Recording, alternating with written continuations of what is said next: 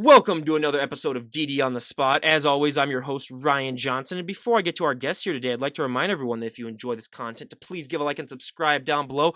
I'd greatly appreciate it. We have Judy Weichman on the podcast. She's an IFBB pro figure competitor coming to us all the way from Illinois, and she's here to share her health and fitness journey with us. And she has such a great and inspiring story that, I really think everyone would benefit from listening to it. But most importantly, Judy is our current guest. Thank you so much for coming on the podcast. Absolutely. I appreciate it. So first of all, what's the weather like in Illinois today? Well, today's better than yesterday. The sun's out at least. It's probably like 30 degrees, but yesterday we got like 3 inches of snow and it was so cold and windy. Today's better. We looked out; they were expecting that for us today, but it looks like it didn't come to pass. But this is getting to be the miserable time. The only thing that really makes it fun is Thanksgiving, basically, which you gotta look forward to that. But before I depress everyone with our winter woes, why don't you give us a little bit of a backstory on what inspired and what motivates you to become a bodybuilder and get in shape? Well, basically, after I had my 3 boys, I have 3 boys right now. Currently, they're 21, 19, and 17. But years ago, at the time, I think they were like 9, 7, and 6. And I was experiencing some health issues like some lightheadedness and numbness, like in one arm and like from my elbow down, or one leg from my knee down. So I was having like really strange symptoms. But we had also my oldest and my youngest child had a lot of health issues like meningitis, seizures, and then my third child had a stroke when he was born. So there was a lot of stress due to all of those health conditions, from the kids. So they didn't know if my symptoms were coming, from stress, or what. So I went to different specialists, and 3 specialists said I had MS, and then one of them said I did not. So then I went to Mayo's, and I thought, okay, I'm going to see what he says. So he told me I had the early signs of MS. He said, but he said he didn't want to put me on any medication. He said because I had lesions like in my brain and my spine, but it wasn't showing positive in my tests. So he said, I want you to change your eating, start eating clean, and start exercising. Because at that time, well, I'd always been Junk Food Judy was my nickname, which is kind of funny. But I could eat anything. I was just thin, but I just ate a lot of sugar. And so when he told me that on a Friday, like in 2008, I bought the MS diet book on Sunday, and I started making my own food out of recipes. And I didn't eat out and that sort of thing. So then that Monday, I joined Gold's Gym, where I still currently train here in town. And so I started taking classes because I never worked out. I was in sports in high school and in track, and I was kind of like you. You said you were going to go to school for sports. I had a scholarship to a university, and I got hit in a car accident the summer before I went, and I was going for a high jump. So I was unable to use the scholarship. So that like totally changed everything around. So basically, I was in sports back then, but I hadn't done anything, raising the kids, and they were sick and everything. So I decided, I was going to change my eating and, work out as he suggested. So when I joined the gym, I just started doing classes, like the aerobic step classes. I was horrible at them. I used to trip over that step thing all the time. And then there was a couple like weightlifting classes where they do the little, the dumbbells and stuff. But I liked that the best.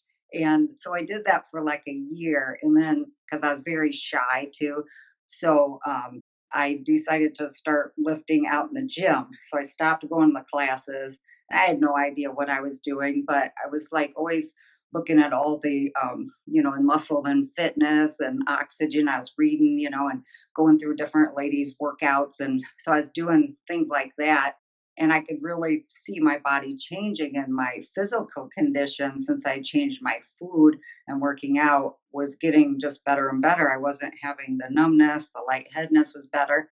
So when I went back to my checkup like a year later, a doctor. He about died because my physique had changed so much, but he said, whatever you're doing, just keep doing it. Don't change a thing. So I'm like, okay, cool. So I kept doing what I was doing. And then someone at the gym, people kept mentioning, oh, you should compete. Well, I had no idea what they were talking about, but a friend had moved, well, a gal that was a figure pro, she moved from Colorado to here to Illinois, and she had a young son. So her son and my three sons used to play in the daycare together at Gold's, and then me and her met, and she was a figure pro. So she was talking about doing a show too. So she lent me her suit, and then she taught me how to pose because I had no idea how to pose or anything. So I signed up and did my first show that fall. So yeah, I started lifting, and like a year later, then I started doing a show. So and I went in and I won my first show, and Chandra, she's like, "You don't have any idea how great it is to come in and win your first NPC show." And I was just so thankful that, I didn't fall in those heels. And I was able to do the posing, and everything because there's so much that goes into it. So I just really fell in love with it. And so it just became my lifestyle because I was already eating that way anyway, pretty much. So I just started lifting, and, I got trainers over the years to help me with like my, the posing, the food, the workouts, and that sort of thing. So I've just been training for like 11 years now, and this is the first year I haven't competed since I started back in '09. Well, I can say you're the first guest that's ever had the doctor tell them, keep doing what you're doing, keep it up, because so you're basically doctor recommended to keep bodybuilding. That's I mean, and that's such a great story because I mean, like I was telling you before I record this podcast or we press the record button that I mean I have an aunt who has MS and she's in the hospital, she can't walk anymore and she's really struggling with it. So as soon as I heard that you had it too, I was just it Yeah, just had so much more inspiration because I know what it can do from family experience. I know what it can do to the body and what it can do to people. So I mean, yeah, it's so great that you're doing what you're doing. But I always say, if you were to walk into a gym and there's 100 people in that gym, there's 100 different ways as to how those people got into shape. Whether it comes down to their diet, their nutrition, how many reps they do, what exercises they do. So many little minute things add up to the overall package that people end up seeing. Was that a struggle for you when you were getting started? Because I always say, if you were to walk up to someone and say, hey, what'd you train for this body part? It looks amazing. What works best for them 99% of the time is not going to work as good for you. yeah. I was just kind of figuring it out along the way, and I'm still kind of figuring it out, for some things. But yeah, some foods worked better, and it's funny because each show you're always different. And I always say, to me, it's kind of like a science experiment because I'll do a certain workout program for a certain amount of time, and the same foods every day, every meal for weeks on end, and then you change it here and there. But it's amazing just the different foods and the how you change your lifts, how it just changes your body. And some things you learn, okay, this didn't work so good. Other things you're like, oh yeah, this is great. This is what I need to do. So, but I would say your nutrition is the top thing, you know, and I mean, and I, like you said before the podcast, a lot of people don't realize, we can't or we don't just like go out and just go out, or what I mean, if we go out or go anywhere, it's a major ordeal because you have to have all your food with you wherever you're going. So it's always, you can't just pick up and go. That's just not our personality. We think ahead and we think, okay, tomorrow we're doing this, this is when I'm lifting, this is what I'm eating. So we're always planning ahead. So I mean, it is a lifestyle. I mean, people, that's why they call it a lifestyle because it really is. I mean, it is a huge change.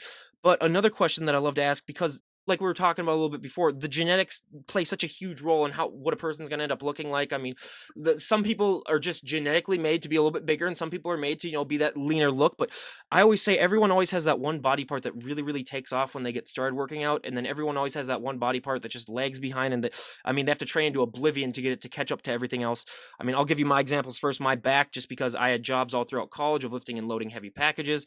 You either got a nice back or you quit, but being 6'3", my legs and my lower body are just shot where I have to train into overdrive. Never ending. I mean, calves are my number one pet peeve where, you're either born with them or but I always said I could inject pure muscle into my calves and they wouldn't grow an ounce. But what were those body parts for you when you were getting started? I know people always joke about my calves because they think I like do calves all the time. And I seriously didn't start doing calves until last year. And I've been training all these years. I never do calves. And people are like, I love your calves. I'm like, oh, thank you. But I was a high jumper and a sprinter and all that too. But I swear you just have them or you don't.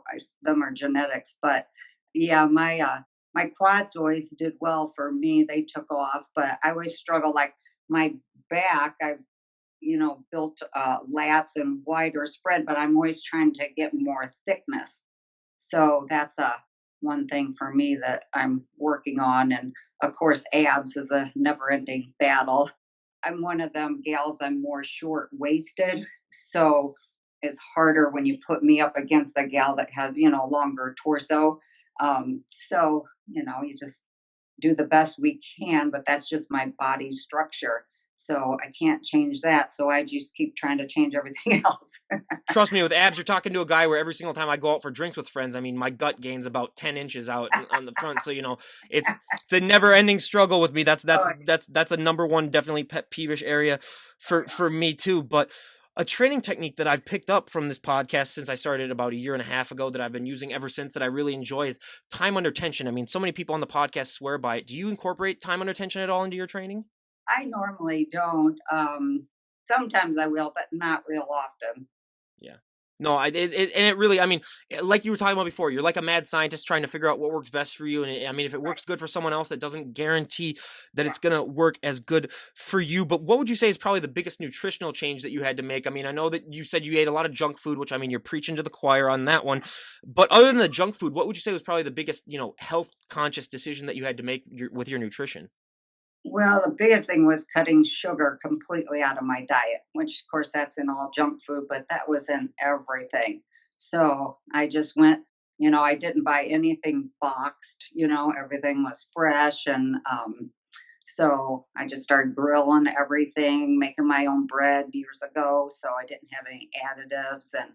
And so, yeah, I would say sugar basically was the biggest thing for me, but it really helped. Like, boy, it cleared my skin up a lot. Everybody's like, "You look younger." I'm like, "Oh, that's probably because I'm not eating so much sugar." That's a benefit too, I guess. You're the first person that's come on that said they made their own bread. So again, we get first all the time for this podcast, I guess. But a thing that a lot of people do not understand, I think the thing that's the most misunderstood thing when it comes to the general public in terms of the recognition of bodybuilding is that so many people don't realize that posing is one of the hardest things, if not the hardest thing for a lot of these competitors. I like to compare it now to, you can be a great driver. You can never be a perfect driver. You can be a great poser. You can never be a perfect poser. It's always ever evolving. What has your experience with posing been like? Yeah, have a challenge with it. I mean, I I always say if I don't have the personality where I'm like I call it like flowy, So I'm trying to be more of a like loose and flowy on stage because I'm more like I don't know what you call it, just more of a statue type. But anyway, so I try to be more flowy. So that and nowadays since the posing even for the figure has changed, a lot more even in the last year.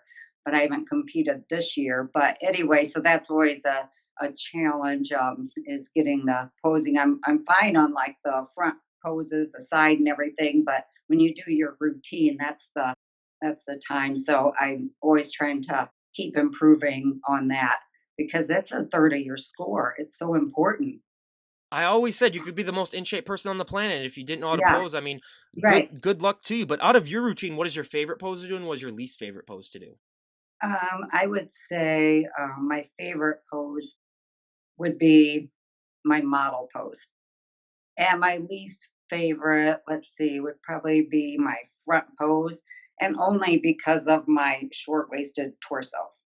But some people say, "Oh, we don't notice that," but other people, like over the years, a lot of the judges like, lean down your your waist a little more. Sorry, and I'd be like, "I can't. I don't have any body fat." And then finally, like I think it was like a couple years before I got my pro card, one of the judges like, "You don't have any fat there. That's your bone structure." I said, "Yeah, I know. It's just because it's so short, you know." My mom and sister are the same way, so it's harder. On the front pose, you kind of get more judged down, but you just have to, I've just been working on building my lats and shoulders more um, for that. And as you've gotten older into the sport, do you find that's gotten harder for you to put on muscle and that you're always kind of having to constantly evolve to keep on putting on muscle? I've actually done pretty well. I mean, I'm 50 now, and um, now I should say I haven't been lifting upper body for 3 months now. I've had an arm injury, a work related arm injury. So I've only been able to do legs, so it's been driving me crazy because I can't do upper body, but, She's still got better arms than 99% of the people that this is ridiculous. She's 50 years old and she hasn't lifted arms for like 3 months. Come on, people. It's I ridiculous. know. I know some guy at the store yesterday, he's like, "Can I arm wrestle you?" I'm thinking, "I haven't even lifted in 3 months." It's so funny, but but yeah, I've been doing pretty good. I was eating a lot in the off season because since I haven't been doing upper body, I've lost 12 pounds now. And so I'm so sad because I had gotten up the heaviest I've been my whole life. Because when I started this, I was like 119 pounds and I got up to 172, which is a huge jump. So How now tall I'm are back you? 5'7". Oh, yeah, yeah. Yeah. So, but I was just really little when I started, and it's harder. Like I didn't have, usually like a heavier person can mold and shape, and I just didn't have anything. So I just had to keep building it. So it's kind of fun because, like, my first show, I think I was like 123, then I was like 127. But I would do like 3 shows a year, and I finally now my last show last year I was 138 on stage. So I'm going up, so I wanted to be like 142 or something like that when I compete the next time, but my arm injuries kind of set me back now. So I'm really not sure. I may have to have surgery, but I'm hoping not. So we'll see. Well, yeah, we hope for the best on that. But when you were at 170, what was your diet like then? What were you eating to maintain that?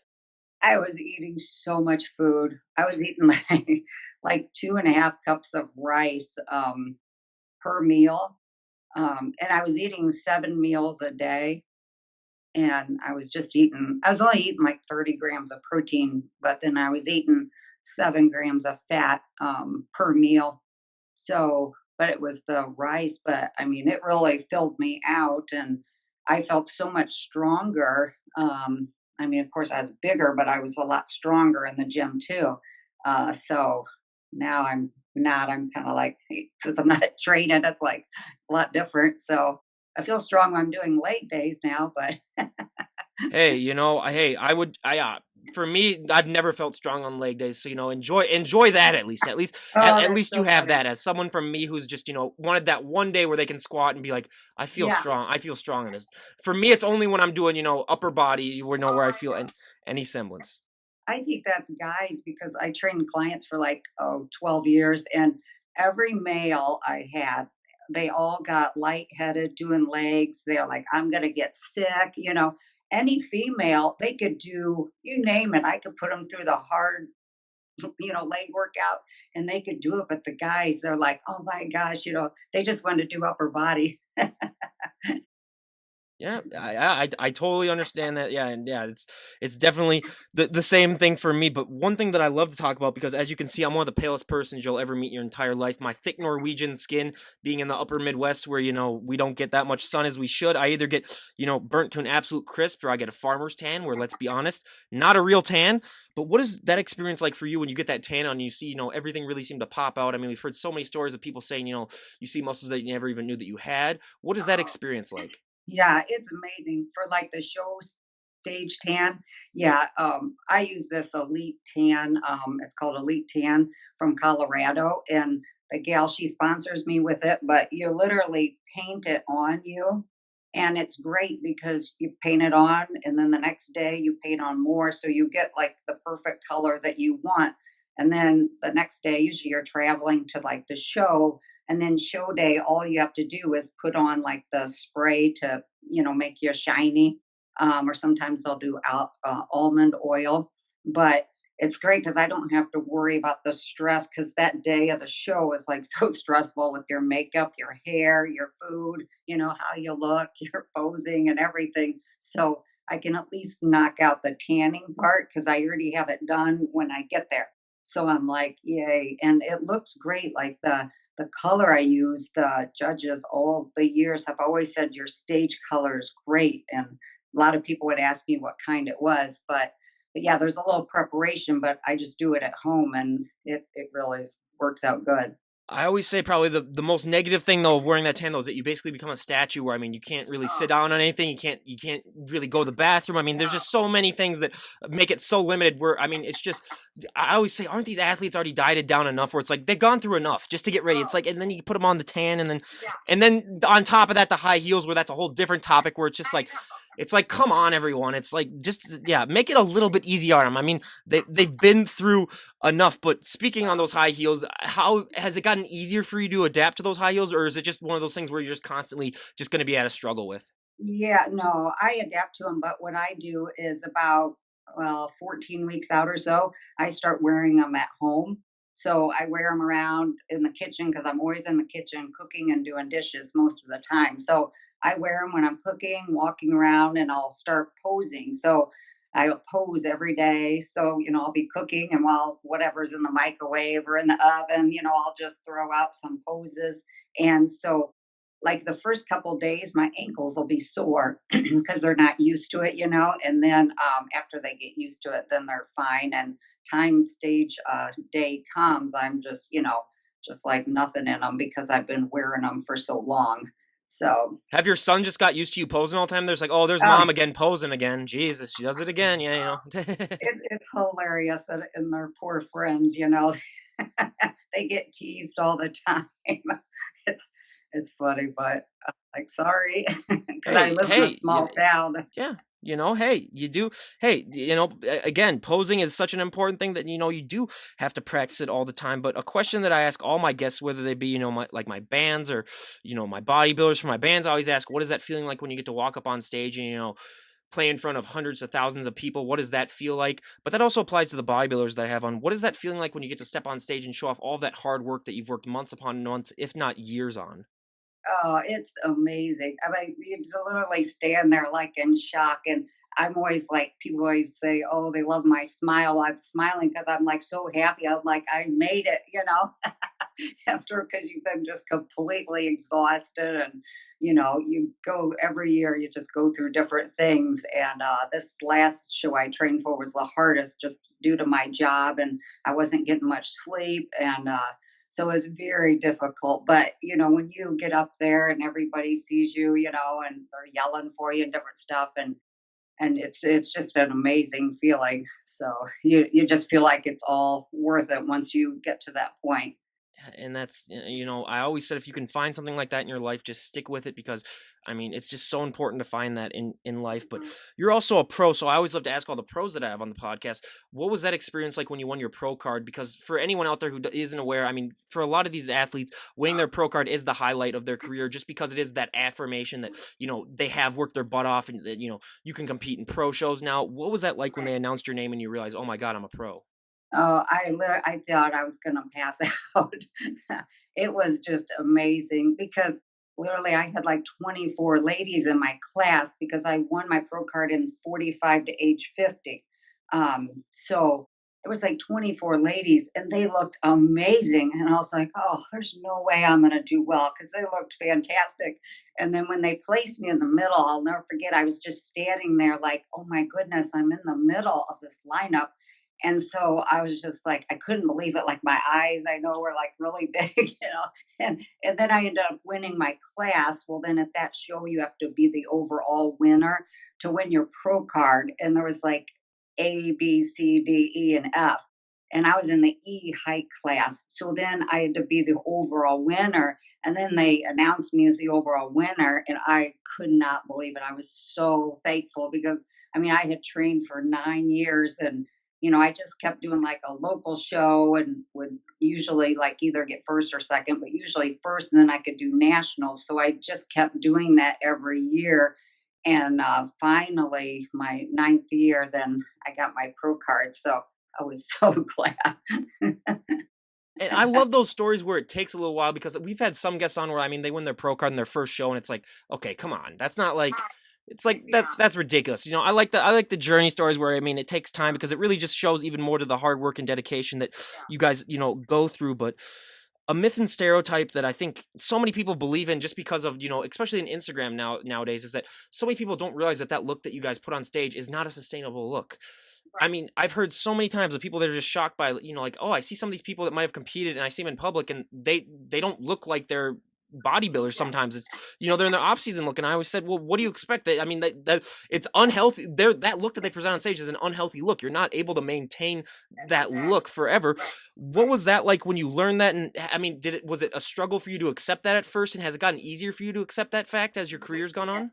Yeah, it's gotten easier. And now, like, I used to worry when people would say things because, I used to train at a gym for like 10 years. Well, I still part time, but I have a full time job too. But now, but anyway, so over the years, people would say things, oh, Judy's gained so much weight. Why she's gained so much weight? Or, oh, is she pregnant? You hear all these things, and no one back then really competed at my gym, and so they didn't understand the process. Like Adela Garcia, she's like the 8-time Olympian fitness winner. She's the one that actually did the interview when I got my pro card, but she used to be at my gym right when I started at the gym, and then she moved to Texas. But she was the only like pro that we had here, so I'm sure she went through it too. But I never experienced, all the comments and even like when you lean down, people be like, "Oh, do they want skeletons on stage?" And I'm like, "Oh my gosh," and then, after your show and you put on weight, then everybody says different things. And like one time I was on my break and I was in the bathroom eating my chocolate protein powder and I make it into a pudding. And this lady saw me and she went downstairs and told my client that I was upstairs eating pudding in the bathroom. And my client said that was her protein powder, and the lady's like, "Oh no, she was eating pudding. I know it was pudding." And it was my chocolate protein powder I make into a pudding, but it's funny, it used to kind of bother me, but now I'm like, it doesn't bother me at all. And when I put on my off-season weight, I mean, that's how it is. And this is, I know in my head, because it's hard at first, when because you get so lean down, you're used to seeing yourself that way, but you can't sustain it. And then you start putting on the weight, and then it's like, oh gosh, this is so much different, So you mentally have to think, why you're doing it. And there's a reason that you're doing it. You're not doing it just to eat a lot, which that's great because you've been so lean down, but you're doing it for your future of, preparing for the next show. And nowadays, because like years in the like years ago, a lot of people would, I know, just eat all this, some healthy things in their off season, but a lot of bad food. And then all of a sudden at 12 weeks, they wanted to lean down for a show. Well, nowadays, like the top pros, I mean, it is a 365-day deal. I mean, if you want to be a good competitor, or in my eyes, it's every day. It's your lifestyle, like you said. So yeah, now I accept, whatever people say or they don't say. It's like I'm doing this because this is what I want to do. I enjoy it, and I know why I started. And I mean, not necessarily, I didn't ever expect to get into competing. I just was changing my health for the doctor. But then I just enjoyed weightlifting, which I had never lifted before. So then I just happened to get into competing. So I'm still going with the doctor's advice of not changing. And he enjoys seeing me every year because they'll do an MRI to see if I've changed. And he can't believe how much I've changed in the 10 years. So he just is like, thinks it's fantastic. Mhm. And again, that is so great, and I love that we talk about that because so many people don't realize that that mental aspect is so much more harder and more important when it comes to bodybuilding. I mean, you can convince your body to work out. It's hard to convince your mind though to keep that concentration and keep that focus. That is by far the biggest battle. So I love that you brought that up because this is I don't think, especially on Instagram, most people don't tend to talk about that when that is it's such a huge aspect. But you touch base on this very quickly, and I love to talk about it because I had the number one sleep specialist on the planet on the podcast last year, and first of all, he was from the UK and he called from Oxford, and he had one of those British accents where you just felt like you gained 10 IQ points just from talking to him. Where I even told him, I was like, I'm just gonna introduce you, and you're gonna talk the whole damn time because I do not want. I mean, it's like a workout for my brain. But we talked about the importance of sleep, and being a bodybuilder, the importance of sleep is times 10 for just because recovery is. I mean, it's the most important thing for recovery. But how do you try to get your recommended amount of sleep, and are there any tips and tricks that you use? Because I mean, being a bodybuilder, sleep can sometimes be hard, especially during preps. Yeah, it's very hard. And that's where I've always struggled just because, over these last really 11 years, having three boys in sports, I mean, I always wanted to be there. So it was, you did what you had to do, your work and all the kids' stuff, the school stuff, and you just fit it in. And I mean, a lot of nights I didn't get much sleep. I mean, even like this last show I trained for, I probably got like 4 hours a night. But with my full time job and then with the kids and stuff, doing different things and my food prep and dishes, the posing and all that. So I don't recommend that. So I always try to get as much sleep as I can. And I laugh because now that I've been injured with my arm, I've gotten more sleep than I've gotten in years. But it's because I'm not training like I was, and I haven't done cardio in like over a year now. I'm not doing any cardio. So anyway, so yeah, sleep, it's so important for the recovery. I mean, I cannot tell you how happy I am to hear you say that because the same thing happened to me where I usually, I go on bike rides usually as my cardio, but then now as we get towards winter, my form of cardio is I go out to the local ice rink and I skate for, like an hour, 2, 3 times a week. But the minute like this period in between where it's too cold to go out biking, so I don't do any cardio, I usually get about an extra hour or two of sleep, and the difference is just it's phenomenal. I always tell everyone it's like one of the best feelings in the world is after a really hard day of working out. If you get that proper amount of sleep, you wake up feeling like a superhero, basically. Yeah, totally. I used to like last year training for a show is kind of funny. On my lunch breaks, I would literally go out to my car and sleep in my car for like 35 minutes. And then I'd go back and then, I mean, I would take a nap as much as I could. I mean, I'm one of those, if I take like a 10, 15 minute nap, I'm like ready to go.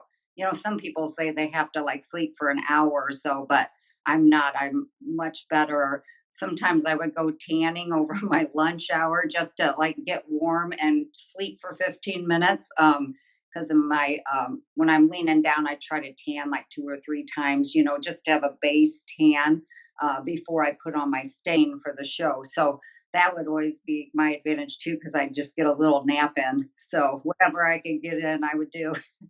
I mean, yeah, it's such a valued thing that again, I don't think it's talked about as much, so that's why I always love to bring that up. But A myth and stereotype that we talked about before we started recording this podcast that I love to bring up, it's probably my favorite one to dispel, is, I mean, I always say with the last 5 years with Instagram, it's gotten better, but there are still so many women that still have that fear to this day that, if I walk into the gym and I do like one bicep curl or I do anything that has to do with anything weights, I'm going to put on, 50 pounds of muscle overnight.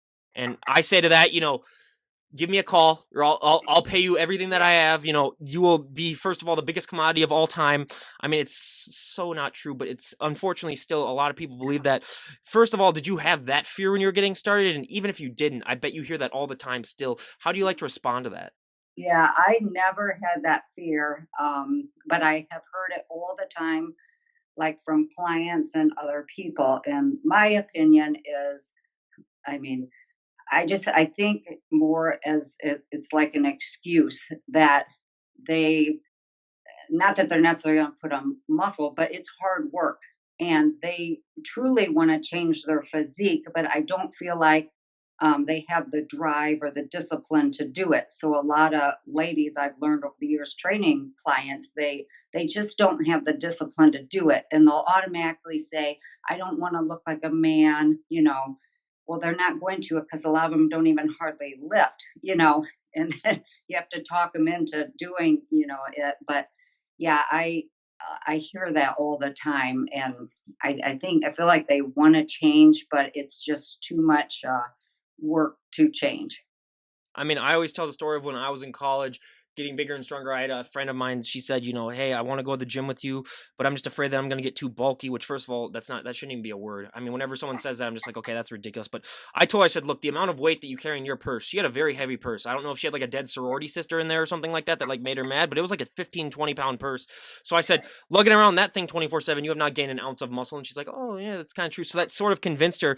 But I mean, going off that, I always say, once this thing I think impacts women so much more than it does men positively. But just like what happened with her, when women start to go to the gym, they just gain this confidence boost that is so important and it adds on so much to their lives. I mean, we have heard so many stories on this podcast of women who have made, life-changing decisions. It's helped them be a little bit more assertive. I mean, it's just overall it's just impacted their lives in such a positive way. I mean, other than, obviously the effects that it had for you that we've been talking about, is there any other ways that confidence boost has helped you impact your life?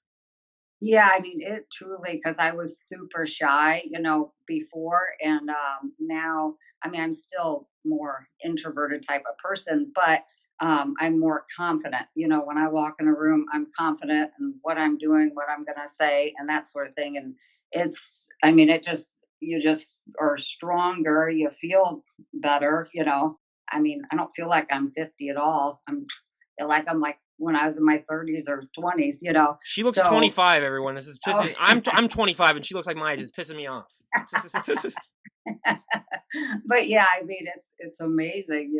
So Again, I mean, I mean, everyone's always looking for this fountain of youth pill, and I was like, the gym. That's one of them. I mean, with the guests that I've had on, it's been proven time and time again. But I mean, also being a mom, how important is this lifestyle to you? Also setting that positive example for your kids, so that they have, that role model they can look up to and say, like, hey, if I want to really accomplish something, I can do it. Because just the effort that you put into bodybuilding must be super inspiring to them, saying like, if she can go through all of that for the end product, I can do anything too.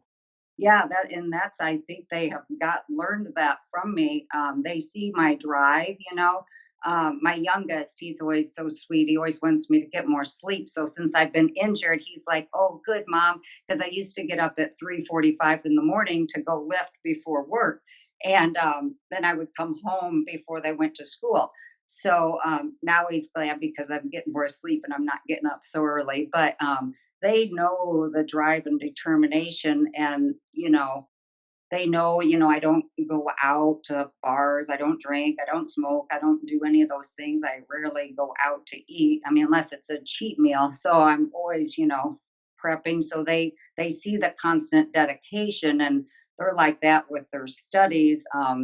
So I mean, that's what I tell my, it just takes, time and drive and dedication. And whether it's, bodybuilding, or like one of my sons is wanting to be a physical therapist. So just how it is nowadays, a lot of studying. And so hopefully I think they've picked up a lot, and especially like the nutrition piece, those, like, they've always been normal kids, but with my food prep stuff, they would have my steak or my chicken, things like that.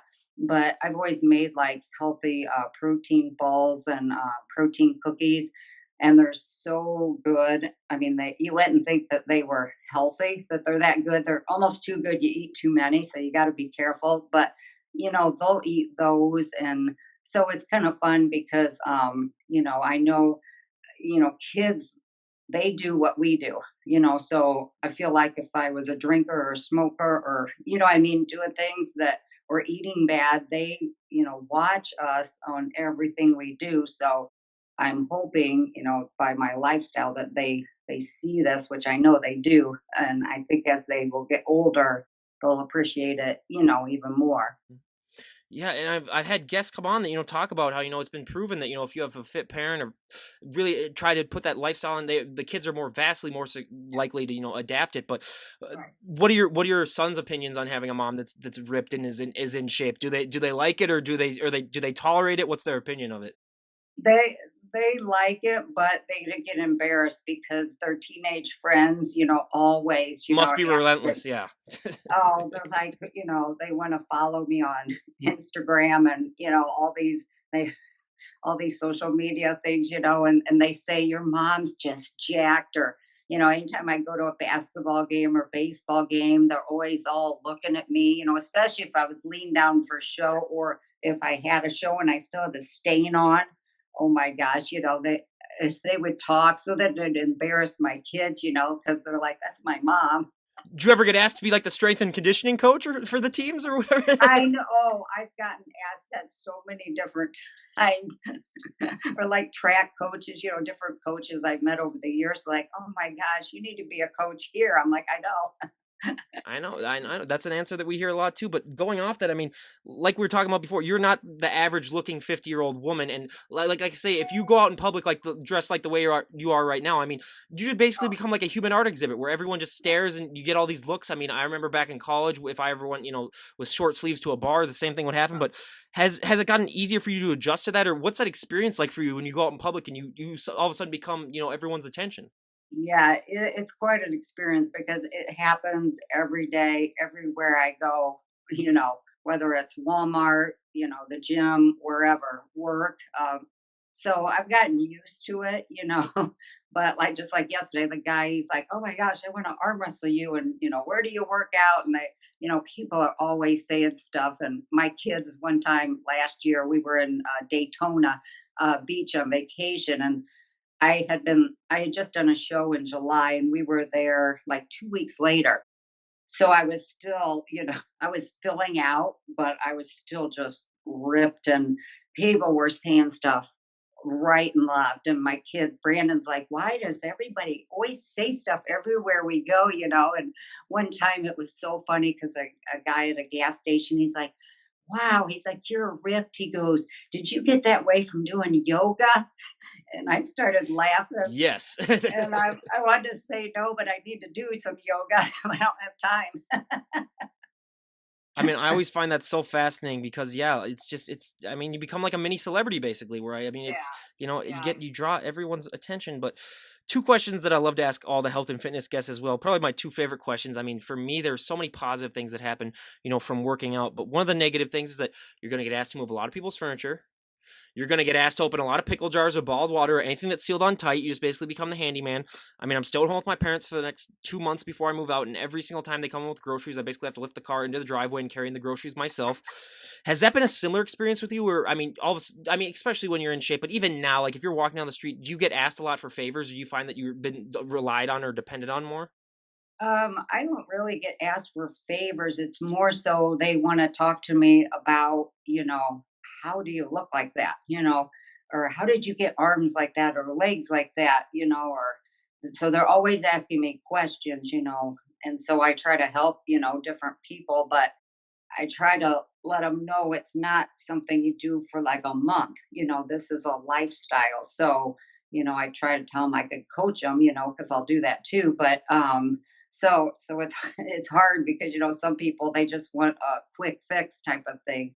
But yeah, one time I did help a client lift something, and it didn't end up too well on my back, and I was like, And I was leaned down for a show. I was literally like a week out from a show, and I'm like, I'll never do that again. No, yeah, I found that well, especially being 6'3", I always said I could have zero muscle at all, and people would always just say, "Oh yeah, tall guy, come and help." Oh So yeah. it's a double edged sword for me. Where trust me, I mean, even I just got a text yesterday from a friend being like, "Hey, I'm moving out this weekend. You want to come and help me?" And I was like, I don't want to, but I will." But it's like, don't expect me to be like all happy go lucky skipping over to your house or whatever. But I'll come over and I'll help. But I said you're buying dinner. That's the deal that I have with all my friends. Exactly. Right. You buy dinner that night. But so yeah, but my favorite question to ask, and my audience favorite, is that I always say fit guys have their own clothing option problems, but for women it is so much more extensive. Where I mean, I always say if you have big broad shoulders, dresses aren't your best friend. Jeans are another thing that we have all the time. Where I mean, if you have a big lower body and a small waist, jeans are not made for that. Your clothing options can be severely restricted. What are some ways that you have found that you're able to still maintain a nice wardrobe with all these clothing options that being in shape can sometimes have? Uh, I say, I mean, like, literally, I think we need a women's bodybuilding, fitness wardrobe for, like work, because like where I work at State Farm, the dress attire is casual, luckily, but you know, there's so many like shirts and cute things. It's hard to wear when your lats are bigger, or in your off season, that sort of thing, or jeans, especially in the legs. So it's tricky, but thankfully, I like an ambassador for the BFit apparel clothing line. So Diane, she's fantastic. She's the cutest clothes. So I wear them to the gym, but I also she has all these leggings. So I wear all the leggings like to my work, with different dressier shirts usually. So that helps. But because I mean, without leggings, it's hard with our legs and jeans, to fit, and then the waist, and so I know some people have to get the waist taken in, so it is trickier if you want to wear a dress. I mean, I always have a hard time getting my lats in it, but it's hard. I mean, when you're laying down, of course, it's easier, but it's still tricky then too. So it's It's a never ending challenging. process where I mean, yeah, it's just another thing that adds on where you're just like, God, Yeah. don't they go through enough? But you were talking about your injury where you have been able to train upper body. Is there a time frame where you're looking to be able to start training upper body again?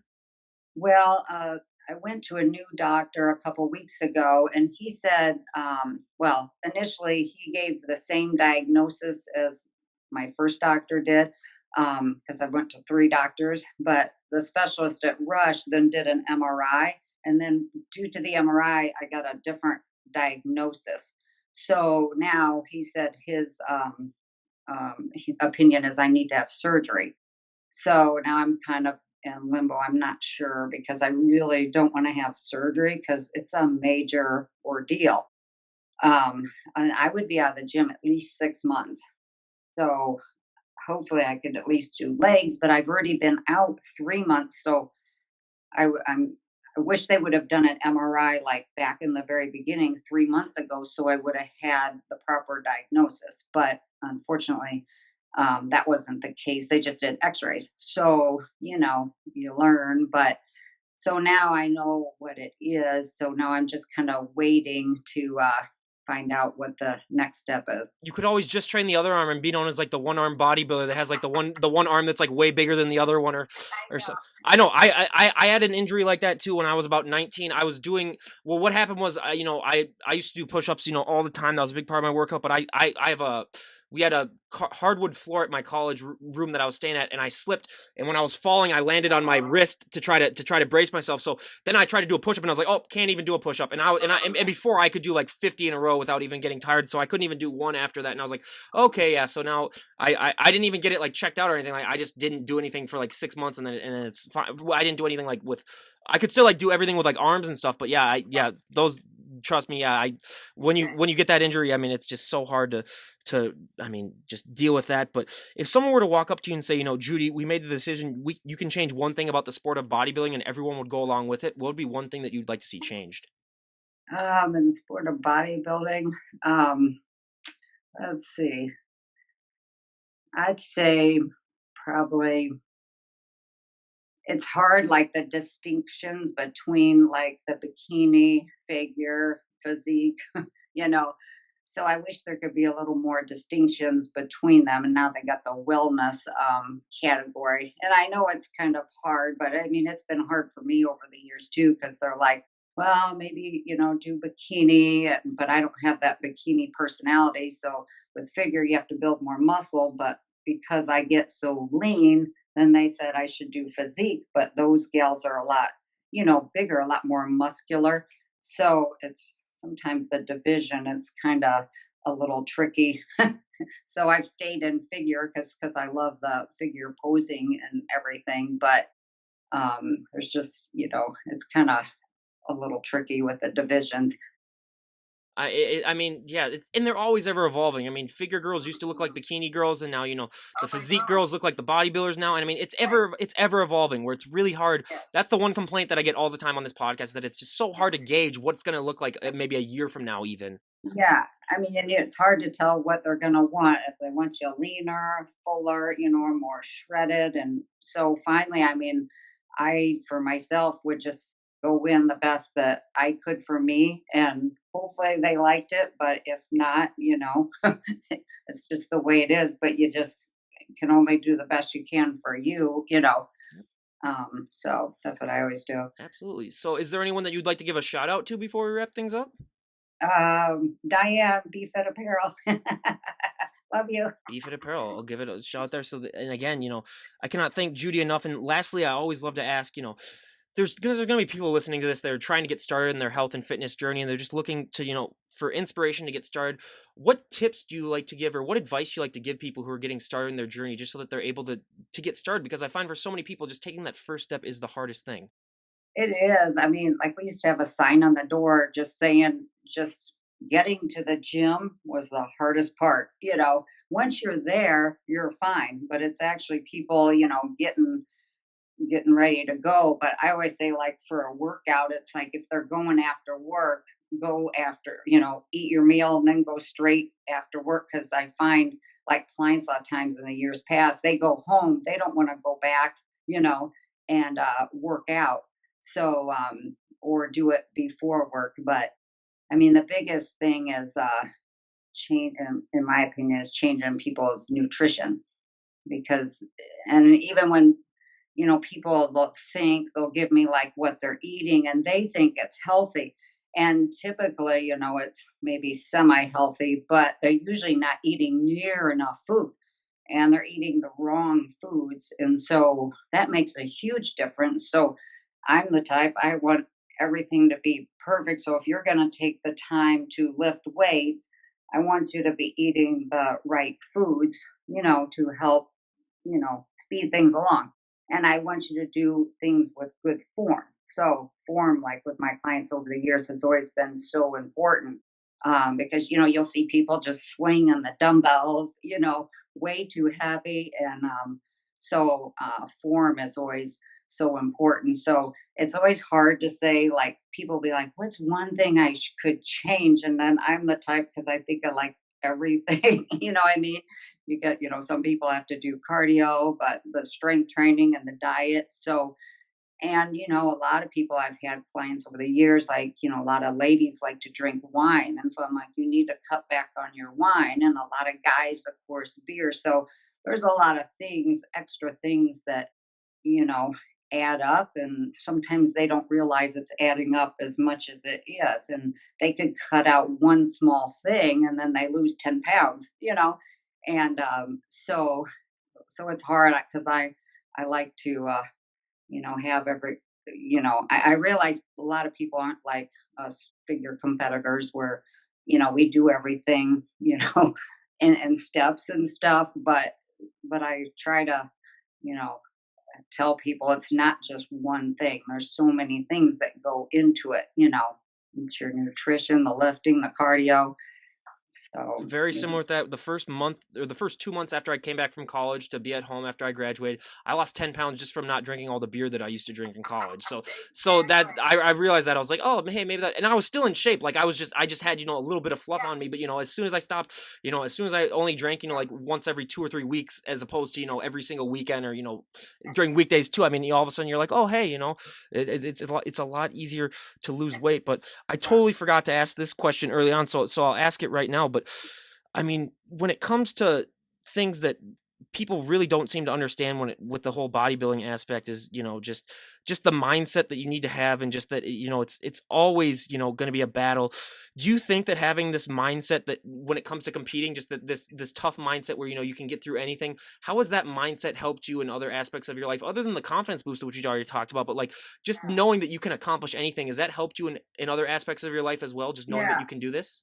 I mean, even just the confidence with clients or in my job, things that I do on a daily basis, it just really, yeah, provides a lot of confidence.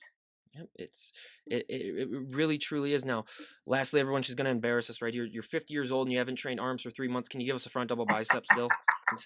I know I'm like I haven't even flexed or done anything. Jeez, still everyone, come on, that's ridiculous.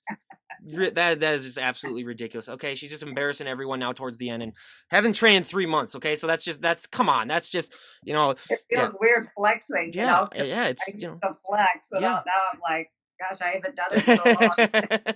Hey, it's hey, you still got it, and that's and again, we wish you nothing but the best of luck, and hopefully, things go well where you don't have to have surgery, and hopefully you're able to get back in shape. And again, your journey is just so amazing. And well, lastly though, what is the current status with your MS? I was just curious. I mean, is it still present, or has it just gotten has it gotten, has it gotten bigger in you, or is it what's that process It's like? all stayed the Yeah. same because when I have my MRIs done, the lesions haven't gotten any bigger.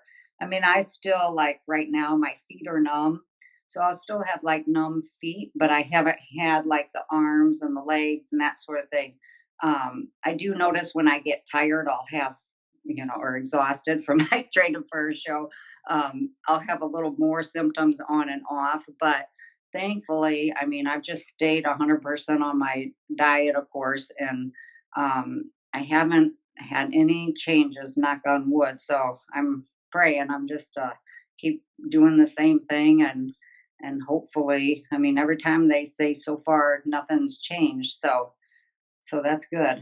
And we wish you nothing but the best of luck for that. I mean, like I said before, having an aunt that's going through this, I mean, I know how much that can be. But again, you guys, go and give Judy a follow. I highly recommend it. I mean, it'll inspire you to get off the couch and stop eating all those Twinkies, and get in shape. But again, Judy, thank you so much for coming on. I really appreciate you coming on and sharing your story. Yeah, you're welcome. Thanks for having me. I appreciate it. Absolutely. And again, yeah, and I'm glad that it was. And again, you guys, Ryan Johnson, Didi on the spot, signing out. Have a great day, everyone.